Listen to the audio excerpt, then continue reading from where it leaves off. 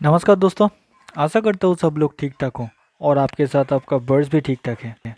मैं आज आप लोगों से शेयर करूँगा गोल्डन फिंच के बारे में कुछ इंटरेस्टिंग चीज़ें, और मैं आशा करूँगा कि ये सब चीज़ें आप लोगों को तो अच्छा लगेगा ही, और आपके जो गोल्डन फिंच है उसके ब्रीडिंग में भी आप लोगों को बहुत हेल्प करेगा।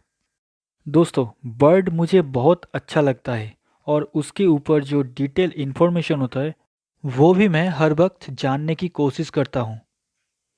मालूम नहीं, लेकिन मुझे ये चीज़ बहुत अच्छा लगता है दोस्तों। यही कुछ चीज़ें गोल्डन फिंच के बारे में मैं आज आप लोगों से शेयर करूंगा दोस्तों। तो चलिए वीडियो में चलते हैं। गोल्डन फिंच एक बहुत ही सुंदर दिखने वाला फिंच है, बहुत ही कलरफुल और बहुत ही अच्छा फिंच है।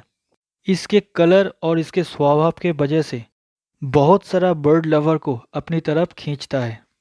कोई भी बर्ड लवर से पूछ लो कि गोल्डन फिंच आपको कैसा लगता है, सब कहेंगे अच्छा लगता है, क्योंकि उसका कलर ही ऐसा सुंदर होता है कि सबको पसंद आता है दोस्तों।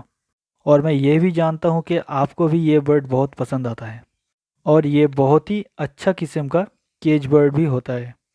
बहुत सारा चिड़ियों के साथ ये बर्ड अपने आप को एवियरी में आसानी से ढाल लेता है खुद को। कोई दिक्कत नहीं होता है एक साथ रहने में।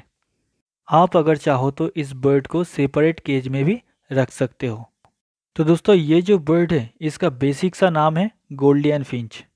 इसका साइंटिफिक नेम है एरेथ्रुरा गोल्डियाई।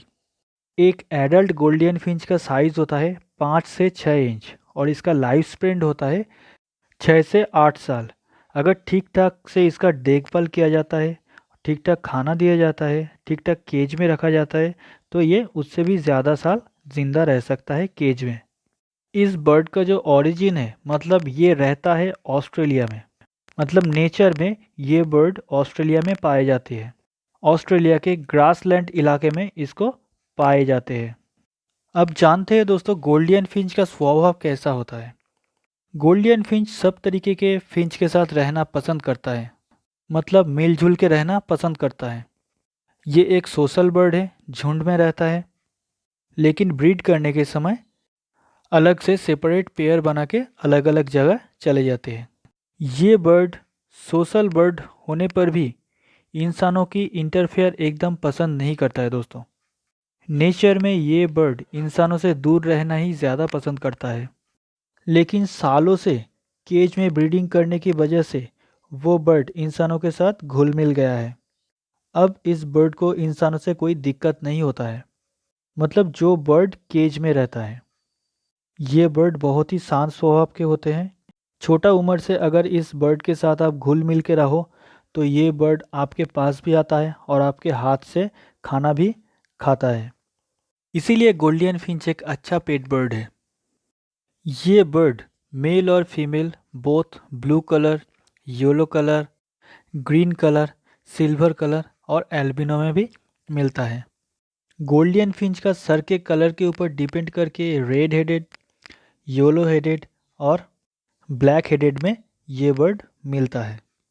और बैक का जो कलर है, मतलब पीठ का जो कलर है, वो green, yellow, blue, silver, white, ये सब कलर में मिल जाता है।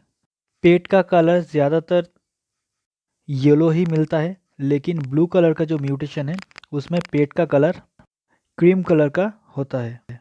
और जो चेस्ट का कलर होता है वो पर्पल हो सकता है, वाइट हो सकता है, और फिर दोनों का मिक्स्ड भी मिलता है। लेकिन नेचर में ये बर्ड ज़्यादातर green back, black headed, purple breasted bird ही मिलता है।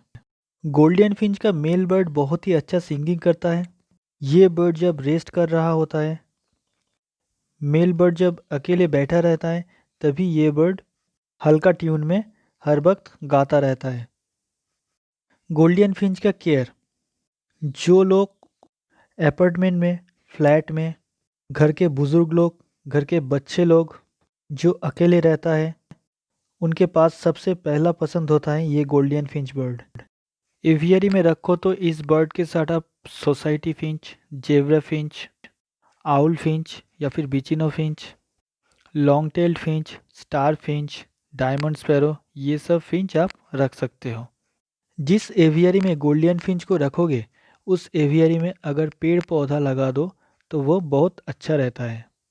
मतलब उसके लिए एक अच्छा एनवायरनमेंट पैदा हो जाता है। जो लोग पहली बार इस बर्ड को पाल रहा है उसके सामने कुछ दिक्कत आ सकता है, क्योंकि ये बर्ड आसानी से बीमार हो जाता है। सबसे ज़्यादा बीमार होता है ठंड के कारण। इन्वायरमेंट का टेम्परेचर 25 से 35 डिग्री होने पर ये अच्छा रहता है। सेपर्ड केज में अगर इस बर्ड को रखा जाए तो आप इसे 2 बाई 2 बाई 1.5 फीट के केज में रख सकते हो। इसके डाइट में नॉर्मल फिंच सीड मिक्स आप दे सकते हो। सॉफ्ट फूड में आप इसे boiled egg, boiled rice, carrot, beans, broccoli, मतलब सीजनल जो वेजिटेबल्स होता है आप इसे प्रोवाइड कर सकते हो। लाइव फूड में आप इसे मीलवर्म और एंट लार्वा भी प्रोवाइड कर सकते हो। इससे बर्ड का हेल्थ अच्छा रहता है। ब्रीडिंग के टाइम आप इसे एक्स्ट्रा से कैल्शियम प्रोवाइड कर सकते हो। इसके अलावा सारा साल बर्ड की केज में एक कैटल फिश बोन हर वक्त रखना अच्छा होता है। इससे थोड़ा बहुत ग्रीड का भी काम हो जाता है और उससे बर्ड को मिनरल और कैल्शियम भी मिल जाता है। गोल्डन फिंच को हर वक्त साफ पानी प्रोवाइड करना चाहिए, नहीं तो उसका पेट का बीमारी लग सकता है। अब आते हैं इसका ब्रीडिंग के बारे में। दोस्तों, इनका ब्रीडिंग एज स्टार्ट हो जाता है 5 से 6 महीने के अंदर। लेकिन आप इसे अगर 1 साल के बाद पेयर में बैठाओ तो अच्छा होता है। इससे पेरेंट बर्ड का हेल्थ भी अच्छा रहता है और उससे जो बच्चा निकलता है या फिर अंडा देता है वो भी अच्छे क्वालिटी का होता है। ब्रीडिंग केज का साइज़ होना चाहिए 2 बाई 1.5 बाई 1.5 फीट। इनसे ही काम चल जाता है। ये बर्ड अंडा देने के लिए ब्रीडिंग बॉक्स, मतलब वुडन जो बॉक्स होता है वो, और बम्बू का बनाया हुआ नेस्ट, प्लास्टिक्स बॉक्स, ये भी ये बर्ड पसंद करता है। नेस्टिंग मटेरियल के लिए आप इसे सूखा हुआ घास या फिर कोकोनट फाइबर यूज़ कर सकते हो। गोल्डन फिंच पेयर लेने के बाद 4 से 6 अंडा ले करता है और अंडा ले करने के बाद 14 दिन में अंडा फूट कर बच्चा बाहर आता है। अंडा फूटने के 21 से 23 दिन बाद बच्चा जो है वो नेस्ट से बाहर आ जाता है। उसके बाद बर्ड खाना सीखने में 2 से 3 हफ्ता टाइम लेता है। उसके बाद आप पेरेंट्स के पास से उस बच्चे को अलग कर सकते हो। अलग करने के बाद बच्चे जो बर्ड है, मतलब यंग जो बर्ड है, उस बर्ड को आप फ्लाइंग केज में रख सकते हो। फ्लाइंग केज का माप होना चाहिए 4 बाई 2 बाई 2, मतलब 4 फुट चौड़ा, 2 फुट गहरा और 2 फुट हाइट। और एक फ्लाइट केज में आप 15 से 20 बर्ड रख सकते हो। तो दोस्तों, आशा करता हूँ ये इन्फॉर्मेशन और वीडियो आप लोगों को अच्छा लगा होगा। आपके गोल्डन फिंच के ब्रीडिंग में आप लोगों को हेल्प करेगा। तो दोस्तों, मिलते हैं नेक्स्ट वीडियो में। तब तक के लिए बाय।